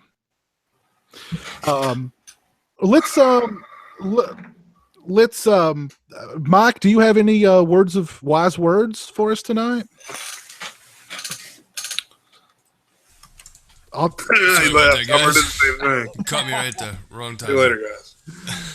Do you have any wise words for us tonight, Mike? The world could use some wise words, but I don't like to go into my worldview. This is not the platform. Just, think, do research, think for yourself. I'll bring in, I saw the movie Death Race 2050. I watched it. I really enjoyed it. I thought the satire was pretty spot on. They made fun of everybody. It was pretty much like a South Park situation where you make fun of every group of people who's being ridiculous. And the main theme of the film was think for yourself. Do for yourself. What do you think? It doesn't matter what somebody else thinks. Do the research, make up your own mind, and move forward with that information. That would be it. And by the way, I really did enjoy Death Race 250. It's on my list. It's definitely on my list. It's on Netflix. It's on Netflix. Now, I understand it's a Corman film. The effects are not, Lucasfilm. Did Corman direct it? No, he produced it. Okay. I don't know who directed it. I'm not familiar. And compared to the first one, it's like, can you compare anything to the first one? So I'm not going to sit here and say, oh, it was better than the first one, because it can't be. But for what it is, it's my favorite Death Race film since the first one. And it definitely has the spirit. And I don't know. I just really enjoyed it. I laughed my ass off. I had a good time with it. So it's better than those sleek Death Race 1 through 3 movies they made then. Right. It's got the tone of the original. It's a little goofier, but it's got Frankenstein in it. You know, it's got some good stuff in it. Malcolm McDowell has a role in it. I don't know. I enjoyed it. It's borderline trauma in some areas with the goofiness, but overall, I enjoyed it a lot. It was a lot of fun. Cool. Watch that T word now. I know. I was sitting. It got close. All right, what's going on in Stingray Spotlight tonight? Well, on the spot, I'm going to go. HBO put out a new documentary, "Beware the Slender Man," that I caught the other night, and it's probably the most terrifying thing I've seen in quite a while, because it has these like 12-year-old girls talking about how they tried to stab one of their best friends to death, really calmly, and it's just really, really disturbing. I recommend everybody check that out. Wow. All right, that just moved up to the top of my queue.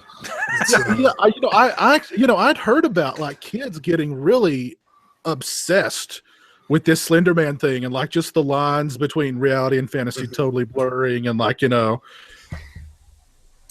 it's all news to me, man. Like I mean, I had heard of it, and I think I'd played some video games with that type character in it, and but I had no idea this whole story, on this website called Creepypasta Wiki.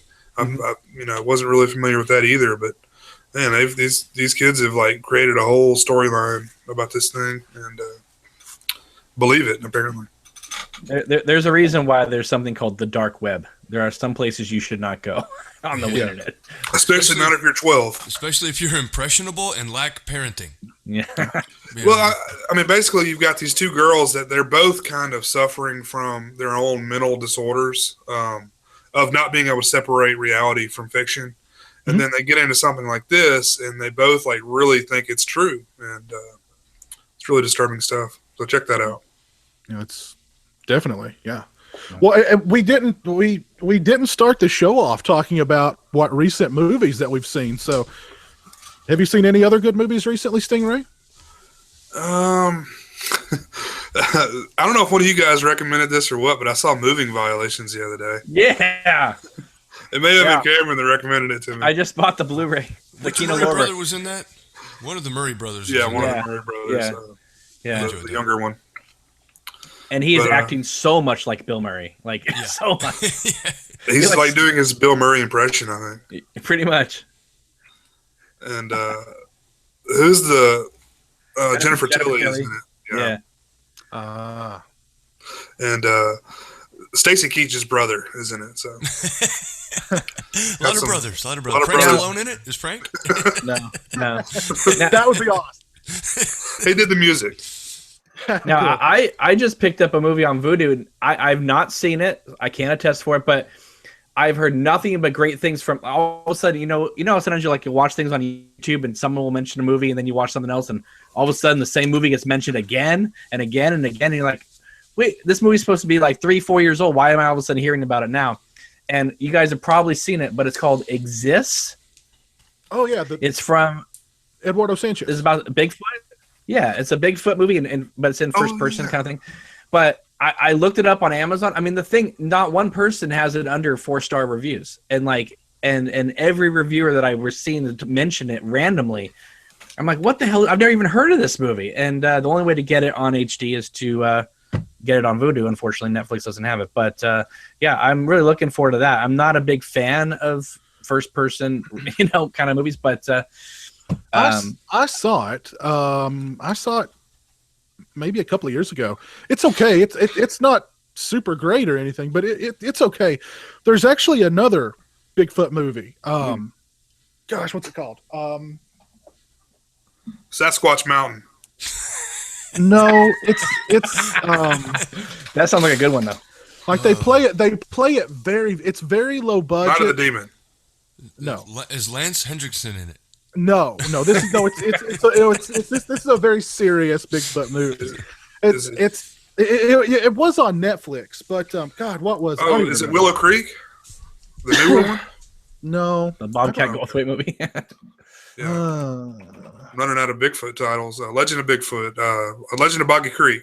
no. Night of the Demon. Well, while Piz is thinking, I'll just throw this out. If anyone out there wants to see one of the craziest movies ever, you can get it on Blu-ray or just go on YouTube and look up the trailer. It's called Roar. ROAR. And it's a film in which you see Tippi Hedren and Melanie Griffith when she was a little girl living with 40 lions. Yeah, she really did grow up that way. In a house. And it's scary as all fuck. People just walking in their front door and 40 lions in their house greeting them as they come walking in. There's like lion attacks outside their front window while they're having breakfast.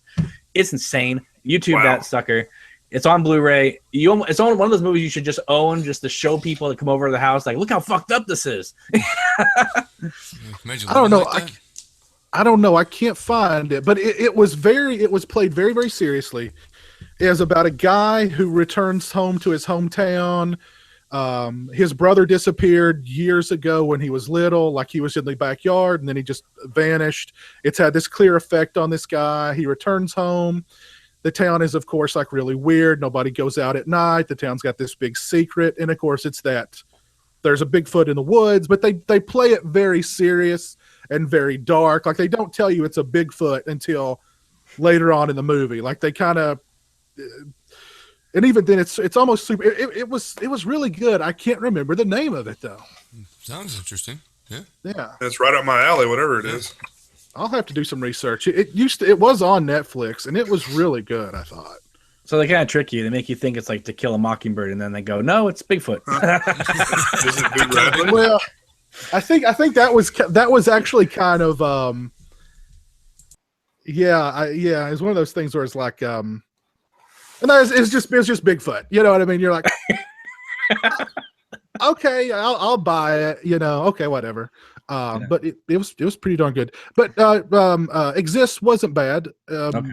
So yeah, I'd check it out. It's just strange. I heard like 4 people say it was like really good, and I was like, I'd never even heard of the damn thing. So, well, there's a movie that's been out for years, that was called February, and it's getting a release now called The Black Coat's Daughter, and like there's a lot of hype around it, and I'm going, well, wait a minute, I saw this movie like 3 years ago and it was called February. Why is it just now getting released, and why did they change its name? And like, I don't, it's like, it's really weird. It was a pretty good movie, but I'm just like, I don't get it. Like I saw this movie forever ago and it's just now like coming out. It's like, I don't know. It's really weird. It's like it was out as February and then it disappeared. And now it's coming back out as The Black Coat's Daughter. So I don't know. It's weird. Bizarre. But it was pretty good. Yeah. Was it Southern Fried Bigfoot? No. That's a real movie title. Sorry, I'm going through something. I did sit down and try to watch The Legend of Boggy Creek the other day because I just kind of felt like good luck. It's very slow. I don't know. I like those Charles B. Pierce movies. I don't know. Call me crazy, but I like them. Yeah, that was one we used to watch a lot when I was really young. I haven't watched the Victors. It's on the Town That Dreaded Sundown Blu-ray set. I haven't seen that one, but obviously any horror fan, any self-respecting horror fan loves Jessica Harper, so I'll get around to it someday, but I don't know anything about it. Happy Camp. Oh, that's what it is? Happy Camp? Well, it's got a 3.7 out of 10 on IMDb, so I'm the lone person in the world who liked this movie, apparently. What the hell is that title? You have to kill a Bigfoot, and it's called Happy Camp? A man returns to his childhood town where his brother was abducted 20 years earlier. That's the only kind of Where the fuck does Happy Camp come in there? You just thought it was like a Friday the 13th ripoff is why you started watching it. Inappropriate, stupid titles. Jeez. I don't,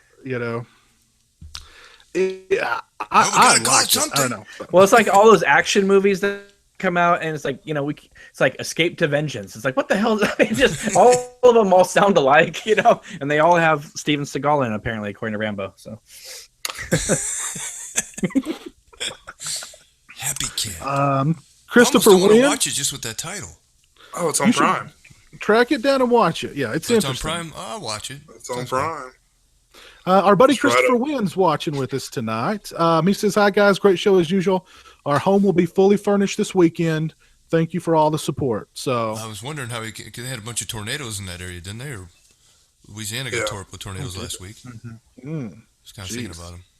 yeah, That would suck. Get flood and then everything gets destroyed by a tornado. Be like, son of a bitch. good God, let's not even consider that. But Chris wants that's to know when if you moved to Ecuador. yeah. Chris You wants get to hit know with if earthquake. Fucking mudslide. No way. Have there been any updates on the release of Leatherface? I've not heard a thing about that movie. I know it's really Straight to Voodoo next week. that Straight may to the not. toilet. That may not. I mean, I don't know. I've not heard a thing about it. Who's doing it? Is Platinum Dunes doing it? No, it's the No, people who did it's- Texas Chainsaw. I think it's like done. I mean, it's got. Yeah. It's done. The test screenings did not go well. It's been buried. Andrew Bernardsky's just huffing paint in his basement, waiting I on the really couldn't release. say that without laughing, Cameron. Yeah, It didn't go well. they did. Apparently, they did a couple test screenings, and it hasn't been heard of since.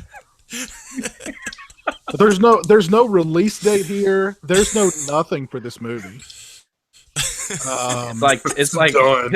it's like Tim Matheson buried alive. So, It's just sitting on a hard drive somewhere, collecting dust. yep. Same thing with the Amityville movie. Oh man. It's got It's hilarious, Stephen but sad. Stephen Dorff and Lily Taylor in it. Oh shit! How the mighty have fallen. Would they Unfortunately. be doing like car commercials in Japan or something?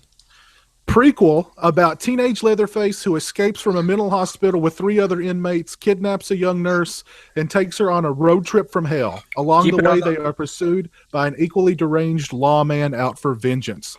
Keep Wow, it on that the hard sounds drive. something like a Texas Chainsaw Massacre This is or a Leatherface movie. That sounds absolutely stupid. Or the Hitcher 3. Oh, this is like that Britney Spears movie. Crossroads? Yeah. Oh man, Yeah, but no one's singing Shania Twain in this movie. jeez, oh, Hey, you never know, man. You need to take those notes from those test screenings. And yeah, I think the new Hellraiser Reshoots. will be out before Leatherface comes out. oh wow. As long as Lee Ermey comes back, we're good.